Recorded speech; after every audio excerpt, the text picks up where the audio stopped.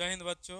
आज हम लोग क्लास 12 का चैप्टर 2 यानी कि बिलियन है कि आपका चैप्टर का नाम क्या है, बिलियन सॉल्यूशन है, जो आपका केमिस्ट्री का चैप्टर 2 है। तो इसमें जो भी ऑब्जेक्टिव है ना इम्पोर्टेंट यानी कि वीवी ऑब्जेक्टिव जो आपको एग्जाम में पूछा जाता है वही ऑब्जेक्टिव लिया गया है। आज को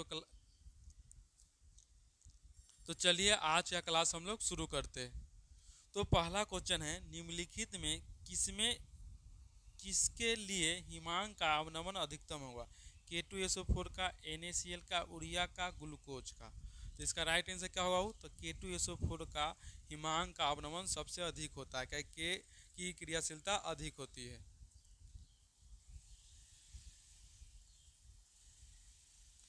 अगला बोला है, यदि किसी आदर्श गैस पर एक प्रदत्त प्रक्रिया में डी डब्ल्यू बराबर 0 एवं डी क्यू छोटा है 0, तब गैस के लिए तापक्रम घटेगा, आयतन बढ़ेगा, ताप नियत रहेगा, तापक्रम बढ़ेगा।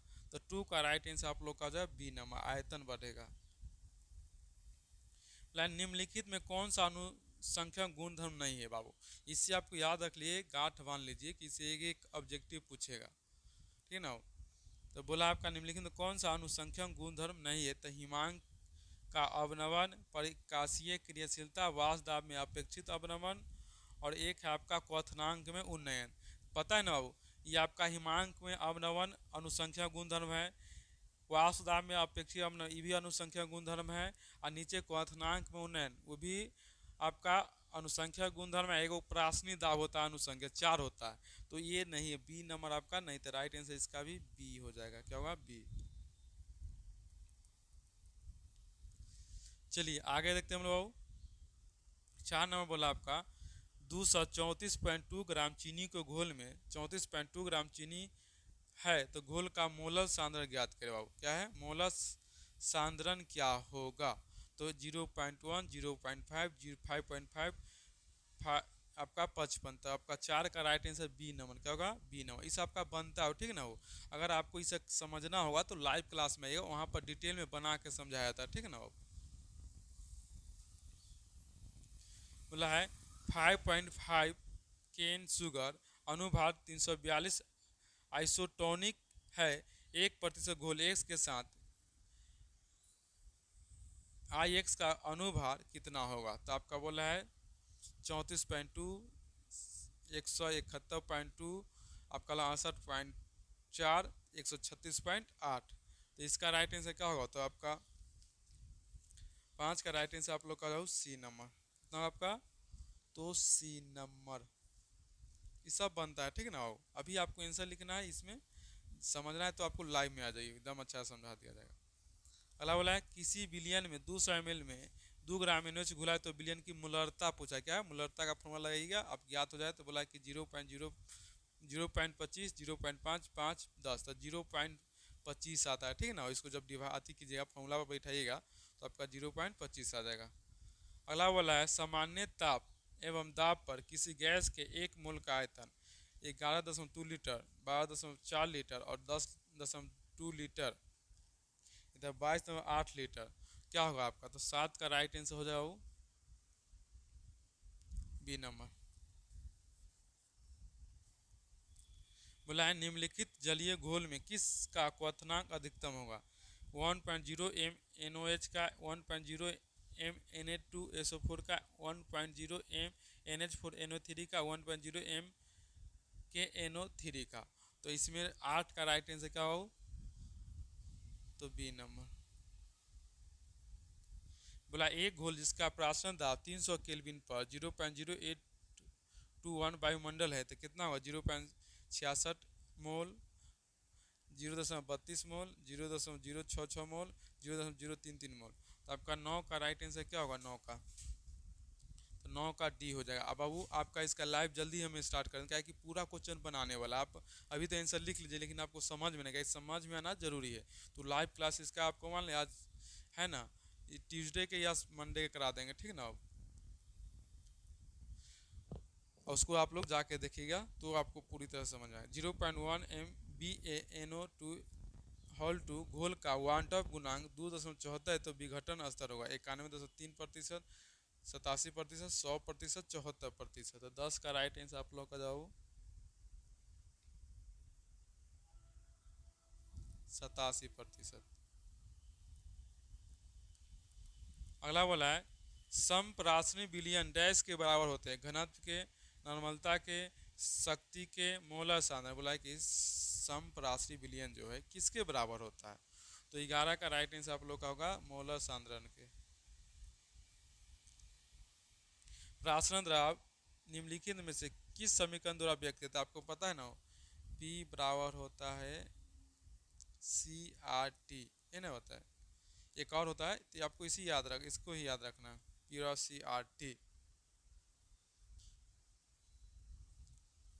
फॉर्मूला है इसका, ठीक है। प्राशरण दाब का ये P को प्रेशर कहते हैं। बोला अर्ध प्रागमय झिल्ली से प्राशनिक क्रिया में निकल जाते हैं। देखिए अर्ध प्रागमय झिल्ली से प्राशनिक क्रिया में कौन निकलते, बोला कि विलायक के अणु, जटिल अणु, सरल। याद रखिए विलायक यानी कि अर्ध प्रागमय झिल्ली से ना जल निकल जाएगा, लेकिन नमक नहीं निकलेगा, चीनी नहीं निकलता है। तो नमक चीनी आपका क्या हो गया, विलय हो गया। अब पानी क्या आपका विलायक, तो विलायक के अणु निकल सकते, विलायक के अणु नहीं निकल सकते। B number. अगला नेक्स्ट बोला आपका आदर्श विलयन का निम्न में से कौन सा गुण है, यह राउल के नियम का पालन करता है। बिल्कुल सही बोल रहा है, यह राउल के नियम का पालन नहीं करता है, यह गलत बोल रहा है। ए और बी दोनों, इनमें से कोई नहीं बाबू। तो बोला आपका कि आदर्श विलयन का निम्न में से कौन गुण है, तो आपका राइट आंसर बोला यह राउल के नियम का पालन करता है। 14 का आपका राइट आंसर क्या होगा बाबू, ए नंबर। पहाड़ों पर जल का क्वथनांक कम हो जाता है क्योंकि वहाँ वायुमंडल दाब कम होता है, वहाँ ताप कम होता है, वहाँ दाब ज़्यादा होता है, वहाँ पर हवा ज़्यादा होता है। तो पता है ना पहाड़ों पर जल का क्वथनांक कम हो जाने का क्या कारण है, तो आपको याद रखनी वहाँ पर वायुमंडल दाब कम होता है, ठीक ना। वहाँ वायुमंडल दाब ऊपर जाने पर वायु धीरे धीरे कम होता है, इसलिए वायुमंडल का दाब भी कम होता है, जिससे सांस लेने में दिक्कत होता है। बोला निम्न में से विलयन के लिए कौन अनुसंख्यांक गुण है, प्रासरण, पृष्ठ तनाव, चलकता, अर्धवायु। आपका प्रासरण दाब होता है बाबू, ये आपका सही है, अनुसंख्या गुण है। प्रासरण दाब, क्वथनांक, मुनयन, हिमांक में अवनमन, एक आपका होता है वासदाब में अपेक्षित। 4 याद रखिएगा हर हाल में, इससे ऑब्जेक्टिव पूछेगा तो पूछेगा। निम्न में कौन अनुसंख्या गुणधर्म, सेम वही क्वेश्चन ने बोला कि संयता है, पृष्ठ तनाव है, अपवर्तनांक है, प्रासरण दाब है। सेम क्वेश्चन सेम आंसर भी है दी, ऑप्शन आगे पीछे बस। आपका बोल रहा है 0.01 मोल ग्लूकोज विलयन की तुलना में 0.01 मोल MgCl2 विलयन के हिमांक अवनमन है, समान है, लगभग दुगुना है, लगभग तिगुना है, लगभग 6 गुना।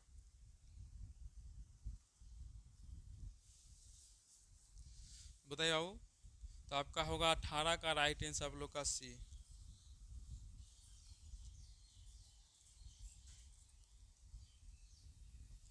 बोला CaNO3 में वान टॉप गुणांक होता है 1 2 3 4। इससे वान टॉप गुणांक निकालने का सूत्र होता है, उस पर बैठाइएगा तो आपका निकलेगा 19 का राइट आंसर आप लोग का हो जाएगा 3 हो जाएगा। कितना हो जाएगा 3, सबसे अधिक होना चाहिए।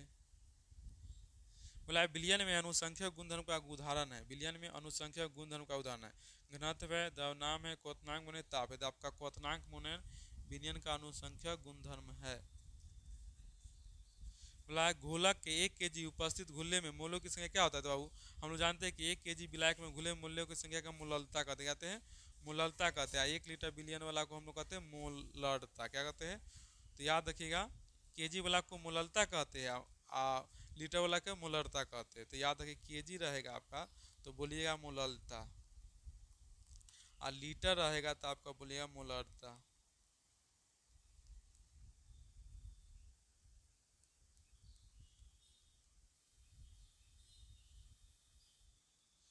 वैसा घोल जो एक निश्चित ताप पर संयोजन में बिना किसी प्रकार के परिवर्तन में उबलता है उसे कहते हैं एजियोट्रॉफिक मिश्रण, असंतृप्त, अति संतृप्त, आदर्श। तो 22 का राइट आंसर क्या होगा, 22 का, तो आपका इसका होगा एजियोट्रोपिक मिश्रण। बोला निम्नलिखित में कौन आदर्श घोल नहीं है, benzene plus toluene, methyl alcohol plus ethyl alcohol, chloroform acetone, carbon tetrachloride, silicon tetrachloride. तो आपका 23 का राइट आंसर हो जाए आपका सी नंबर। अगला बोला है बाबू नेक्स्ट, यदि 18 ग्राम ग्लूकोज को 100 ग्राम जल में घुलाया तो घोल उस घोल को कहते हैं 0.001 मोलर, 0.1 मोलर, 0.1 मोलर, 0.5 मोलर। तो 24 का राइट आंसर आपका हो जाओ 0.1 मोलर। आपको बनाइएगा, आपको निकल जाएगा। आप द्रव्यमान सूत्र पर बैठा लीजिएगा, आपका काम हो जाएगा। या तो आपको अति मोललता, सबसे अच्छा मोललता पर बैठे, मोललता पर बैठे आपका निकल जाएगा। मतलब निम्नलिखित में किसका क्वथनांक सबसे अधिक होता है? जल 1% ग्लूकोज का, जल में 1% सुक्रोज का, जल में 1% NaCl का, जल में 1% यूरिया का। तो 25 का राइट आंसर आप लोग का हो जाओ सी नमक है कि NaCl।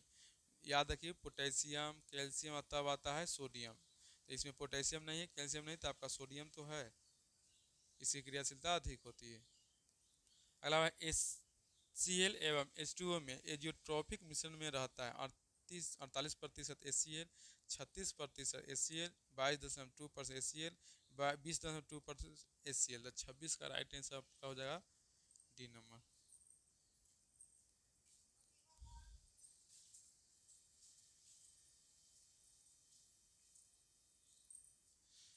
नेक्स्ट आपका बोला है किसी विलयन में सांद्रण को व्यक्त करने का कौन सा तरीका तापक्रम पर निर्भर नहीं करता है? तो बोला आपका मोलरता, नॉर्मलता, फॉर्मलता, मोललता। किसी विलयन में सांद्रण को व्यक्त करने का कौन सा तरीका तापक्रम पर निर्भर नहीं करता है? तो आपको याद रखिएगा, तापक्रम पर निर्भर नहीं करता है मोललता, मोललता पर कोई प्रभाव नहीं पड़ता, लेकिन मोलरता पर पड़ता है। निम्नलिखित में कौन राउल्ट नियम के से धनात्मक विचलन दर्शाता है? C6H6 तथा C6H5CH3, CHCl3 तथा C2H5OH, C6H6 तथा CCl4, CHCl3 तथा CH3ClOH3। तो आपका 28 का राइट आंसर क्या होगा? जल्दी बताइए। तो 28 का आपका हो जाएगा सी नंबर। किसी विलयन के परासनी दाब को निम्नलिखित में से किस समीकरण के द्वारा व्यक्त किया जाता है?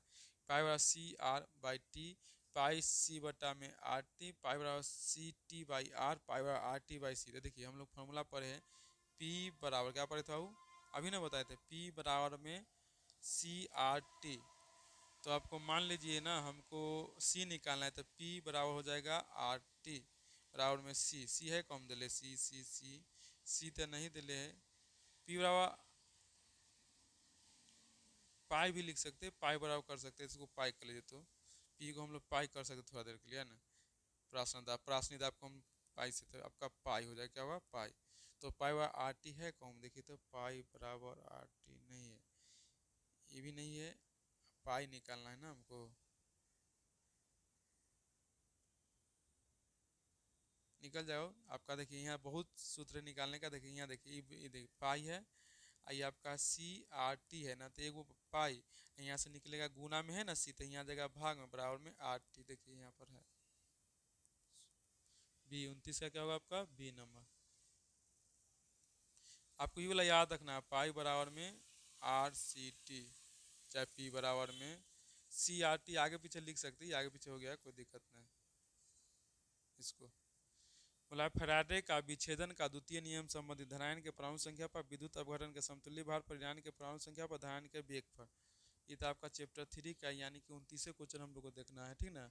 इसमें थोड़ा था ज़्यादा, लेकिन 29 पर हम लोग गए हैं, तो 29 ही क्वेश्चन है। ये चैप्टर 3 का है, तो चैप्टर 3 हम लोग नेक्स्ट पार्ट में देखेंगे, ठीक है। तो आज का क्लास हम लोग यहीं तक रखते भाऊ। वीडियो को आप अपने दोस्तों के साथ शेयर कीजिए, कि उनके पास ये ऑब्जेक्टिव पहुँच जाए, कि उनका भी केमिस्ट्री का पूरी तरह से अच्छा से तैयारी हो जाए। उसके बाद फिजिक्स का ही हम लोग जल्दी स्टार्ट करने वाले, ठीक है ना। तो इसको रखते हैं हम लोग। सही बच्चों को बहुत बहुत धन्यवाद।